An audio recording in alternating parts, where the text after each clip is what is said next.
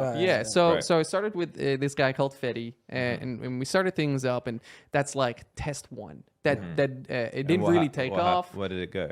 I ended up just telling him like, you can have it all. I'm kind of done with it. And then a few years later, I came up with the idea, and I was like, okay, you know what? I'm gonna do a reaction virtual influencer. I actually got one of the voice actors. Was someone who was on the cast of The Walking Dead, like he was on like the first 3 episodes. That never ended up taking off. The name was Hero. And then eventually... I forgot about that one. I think I showed you. I think I remember vaguely. But it never did anything. Yeah. And then eventually got back in the Netherlands. Was making these Minecraft spectacle videos where we would like mine like 1 million blocks and things like that. And my cameraman, I hired a cameraman. He was like a god in Minecraft. He was just doing all the commands. I'm like, oh my god, this guy's great. And I started doing some mod videos, and occasionally needed someone to help me out with like a mod. And then I was like, this guy's actually has like some solid talent as a YouTuber. Right. And that was Hassan or Tiger or Liger. Yellow. He's yellow. You added a color there as well. Exactly. Right. I think the colors for branding as an influencer are important. Like, obviously you're talking to it in a different time frame essentially. But I think, I don't know about you, Josh, but it kind of felt like you left the group and then kind of were figuring out what to do. Try to create your own group. And then create a new one. But and technically, right, which something I thought was a little odd, was that you were essentially doing the same thing. Mm-hmm. Yeah. But to some extent with more control. Yeah.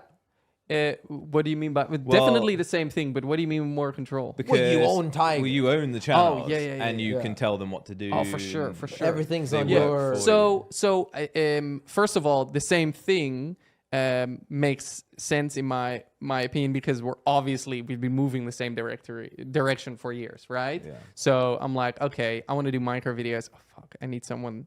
Okay, well, get this guy. And the thing though was that. It was a complete coincidence that I thought, because he started acting in my videos. Yeah. And people were just going crazy, like, he needs a channel. Yeah.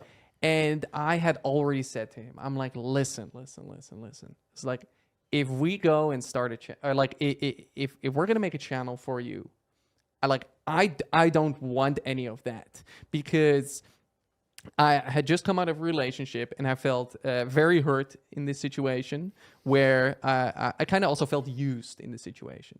You know, I'd made a lot of videos with my girl at the time. Because you had also, to some extent, helped create a channel? Yeah, exactly. So I felt, at the time, I felt never very got a hurt. cut. No, and, nothing. And you attributed quite heavily to the success of that channel. Right, you could say so. That's definitely how you say so? I would say. Yeah, it's a question. I would say You can be as diplomatic as you want. I'm curious. Yes. Yeah. I mean, I think that she was incredibly talented and great creator. And I definitely got a lot back too. Yeah. Right. So that's an important one to remember. But I think it's interesting that people maybe underestimate the amount of involvement you had in the early days. Yeah. On that channel. Definitely a lot. Yeah. Which I think is maybe not as known as maybe people might. And so I felt hurt at the time, and I didn't want that to happen again. So I said, okay, well, if we're going to do this, I want to own the channel. And here's the thing, I'm gonna help you out, run this like crazy, right? Because I have experience with this, and I mean, like, I'll fund it, I'll do whatever is needed to make this a success. And he said, let's do it.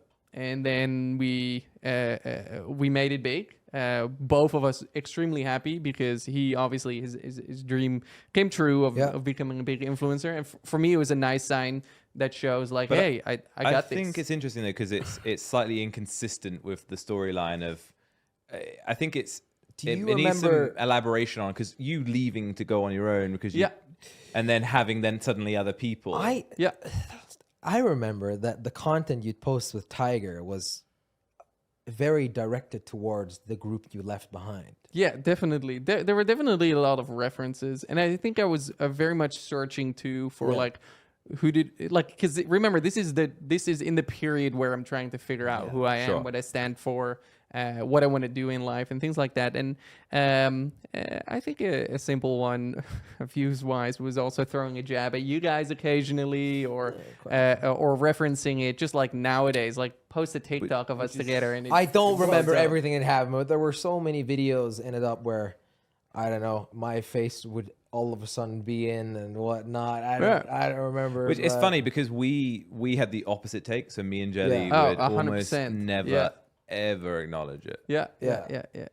Which I don't remember. It wasn't out of, it wasn't out of anger. It just seemed like just kind of went that way. I would it be too far to say that we kind of almost felt somewhat better than that? Do you know what I mean? 100%. Like we looked down on that. I think. Me looking back at it, like the content we were filming was like, I don't mean it in like a qualitative sense, but I think that at the time, me and Jelly had the perspective that making like snippy references, it's like cheap. Yeah, it was like it felt like you were trying to get at us. Yeah, I definitely, I can definitely understand why you say that.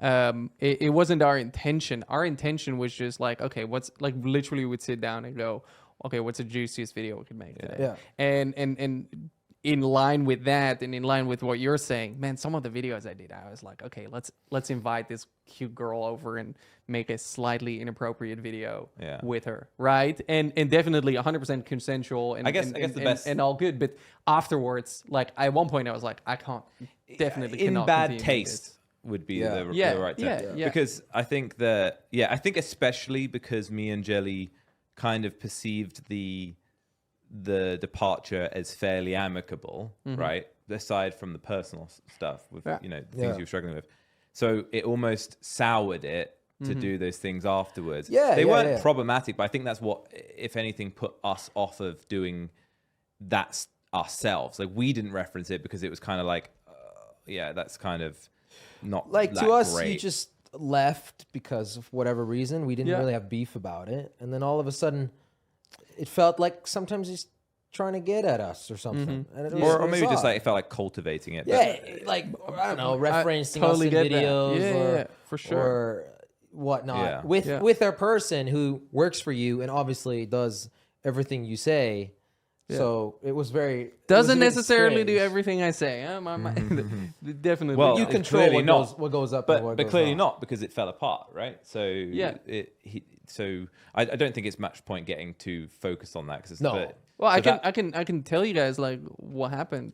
We had a slight falling out about some things. He wanted a bigger cut. And